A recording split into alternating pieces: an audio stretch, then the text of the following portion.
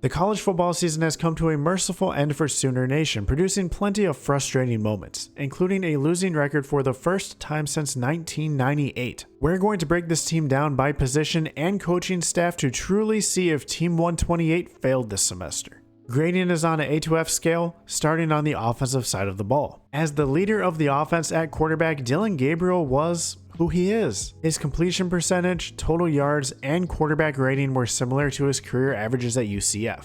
While his touchdown to interception ratio did drop, there was a clear improvement in his ability to create with his legs, rushing for 315 yards and 6 touchdowns. Gabriel finished with just under 3,200 yards passing, 25 touchdowns, and 6 interceptions. Now I can throw as many of these stats in your face as I want, but to get to know how Dillon Gabriel's first season went with Oklahoma, just look at a game he played in. Literally any game. Because every game illustrated the highs and lows that come with him. There were moments where hashtag dime time was in full effect. Gabriel was dropping absolute bombs with pinpoint accuracy. Then there would be simple third down completions where he would completely miss receivers. And unfortunately, when things started going bad, it seemed difficult to get out of the funk.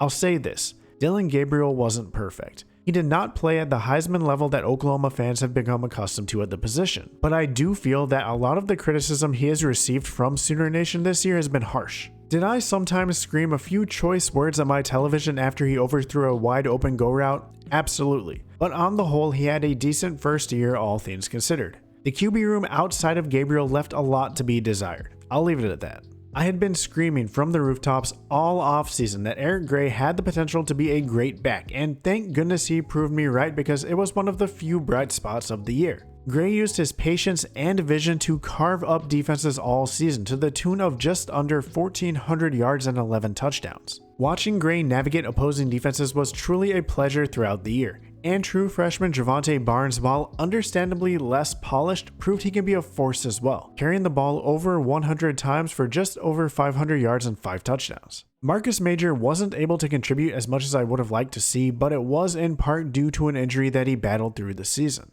The run game was by far the highlight of the year, and the future at the position is bright with the tandem of Barnes and fellow freshman Gavin Sawchuk ready to lead the Sooners into 2023. Offensive line play this year didn't exactly hop off the page at me, although it's hard to argue with the results. Top 10 in the nation in rushing yards per game and top 15 in total yards per game. You don't put those numbers up without the offensive line showing up big. Dillon Gabriel was on the run a bit, and the unit did finish tied for a middling 81st in sacks allowed. Individual-wise, Anton Harrison earned all Big 12 first team honors, and Chris Murray and Andrew Rame did finish as all Big 12 honorable mention selections. While the line did have its share of untimely penalties, it never felt like they were truly overmatched through the year, except maybe once.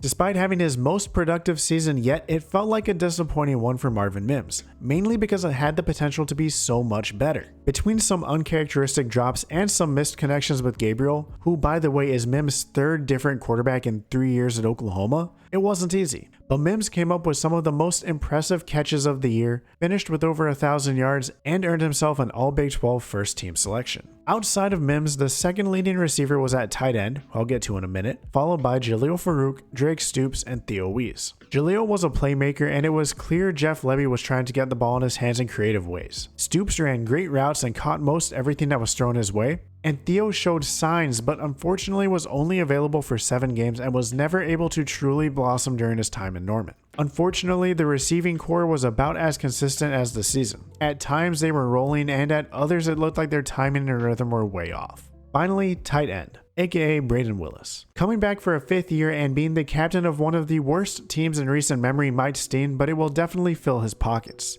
Production-wise, he had by far his best season. In fact, he outperformed all 4 of his prior seasons put together, with 514 yards and 7 touchdowns.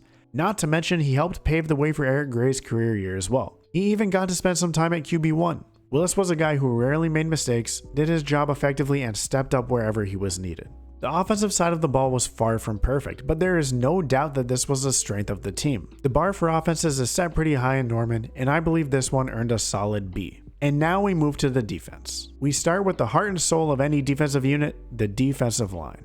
I'll begin with some good news. Ethan Downs made the All-Big 12 second team. The defense also led the Power 5 in tackles for loss per game, which is in part a testament to the defensive line doing their job. Outside of that, you'll start to notice a pattern and a recurring theme throughout the defense. There were points during the year where the defensive line played pretty well, and there were many other points where they did not. Oftentimes, the pass rush felt nearly non-existent. The team finished 63rd in sacks per game, but honestly, it felt like that number could have been worse. Lack of pressure was a big reason that opposing quarterbacks sometimes looked like Heisman candidates against this defense. The defensive performance against the run was also abysmal, which leads me to the linebacking core. This is where it gets interesting, because looking at individual stats, you would assume they performed well. Danny Stutzman, David Agwebu, and Deshaun White all earned all Big 12 honorable mention. Stutzman even led the Big 12 in total tackles. And don't get me wrong, there were times where they did play great, but how can you say your linebackers performed well when your team finishes ranked 106th in rushing yards allowed per game? For reference, this is out of 131 teams. This statistic isn't on the linebackers alone. This is a full team effort. But the missed tackles, the terrible angles, the seemingly blown assignments reared their ugly heads time and time again. And it wasn't just in the run game either. Throughout the season, it felt like backers were consistently out of position. Obviously, some of it was related to having to quickly learn a completely new defensive scheme, one in which linebacker play is of the utmost importance, but it sure made for a tough watch every week. Finally, the secondary. Surely the pass defense was better than the rush defense, right? Nope. Oklahoma finished the season 120th in passing yards allowed per game. Similar to the linebacking play, a lot of the time the Sooners dropped into zone coverage, it felt like the secondary was routinely picked apart. The unit did seem to gel a bit better as the season progressed. Some silver lining was Billy Bowman, Justin Broyles, and CJ Colden all earned Big 12 honorable mention honors, so there was that, but as a unit it was rough. Defensively, it's tough to blame individual position groups, especially when the unit as a whole struggles as much as this one did throughout the season. In fact, the only thing that was worse than the rushing and passing yards allowed was the total yards allowed, where the Sooners finished ranked 123rd. The defense showed glimpses through the year of what is hopefully to come, but far too often a player or two would be out of position and it would lead to a complete meltdown. D is for defense, but this one earned a D-. Regarding special teams, at kicker, Zach Schmidt finished 12 of 18 on field goals, and unfortunately 5 of his 6 total misses were in the 4 losses that were decided by 3 points or less. That's tough. Punter Michael Turk was first team All Big 12 and did a good job flipping the field. He did punt a few out the back of the end zone, but was one of the top performers on the team. When it came to returning punts and kickoffs, at least it happened on occasion, although I did notice more and more fair catches being called as the season progressed. The kicking and punting worked to balance themselves out, giving the special teams a C+ grade overall. Finally, coaching, starting with Jeff Lebby. It felt like a roller coaster ride. You had touchdown drives in under a minute, where the offense was firing on all cylinders. Then you would have a 3-and-out that took 30 seconds, followed by another, and another. It felt like no matter what happened, the offense never gave the defense a breather. However, for all the questionable play calls and the times I felt like throwing something at the TV, the offense was the least of the team's worries and, on the whole, performed well. Fire Ted Roof became the new Fire Mike Stoops over the course of the season, but the real question is, how much of a role does Ted Roof actually play when it comes to this defense? Which leads me to Brent Venables. Don't get me wrong, I have been a Venables supporter from day one. I love the hire, the way he represents and runs the program, how he recruits, and I'm excited for the future. However, this video is about the 2022 season, one of the worst in recent memory. As a head coach, it is your job to put the team in the best position to win, and I don't think Venables or the staff as a whole did that. It felt like players, especially on the defensive side of the ball, were thrown into the fire without a lifeline, which resulted in an embarrassment. The team had a difficult time adjusting on a game-by-game basis, especially when the game was on the line. 5 of the 7 losses this year were by 1 possession. We can question the talent that was lost in the offseason all we want, but last season the Sooners had 8 one-possession games and went 7-1. This year they were 0-5. Venables stuck to his guns, didn't make necessary adjustments, and made some questionable calls in those close matchups, and the result was a losing season. Will his decision-making improve? Will this hard-nosed method pay off in a couple of years? I believe it will, but it was at the cost of Team 128 and the 2022 season, and for that I have to give the coaching staff a D.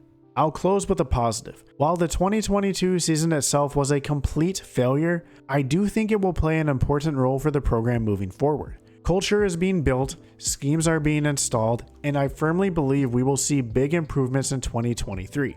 Speaking of improvements, check out my video here where I build the best Oklahoma team ever assembled. And as always, have a great day and see y'all at the next one.